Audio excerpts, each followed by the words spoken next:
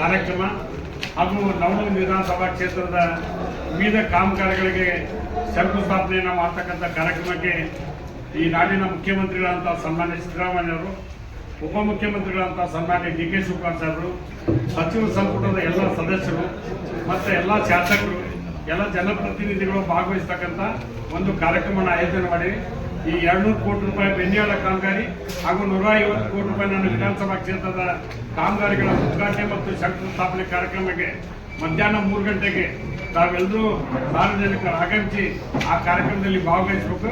ಅದರ ಜೊತೆಯಲ್ಲಿ ಸಾಯಂಕಾಲ ಹುಬ್ಬಳ್ಳಿ ಗ್ರಾಮೀಣ ಸಾಂಸ್ಕೃತಿಕ ಕಾರ್ಯಕ್ರಮ ಅಂತ ಆಯೋಜನೆ ಮಾಡಿ ಮುಖ್ಯಮಂತ್ರಿಗಳು ಹೋದ ನಂತರ ಹುಬ್ಬಳ್ಳಿ ಗ್ರಾಮೀಣ ಸಾಂಸ್ಕೃತಿಕ ಕಾರ್ಯಕ್ರಮ ಅಂದ್ಕೊಂಡು ಹೇಳಿ ಹನುಮಂತ ಲಮಾಣಿ ನಮ್ಮ ಉತ್ತರ ಕರ್ನಾಟಕ ಭಾಷೆಯಲ್ಲೇ ಮಾತಾಡ್ತಾನೆ.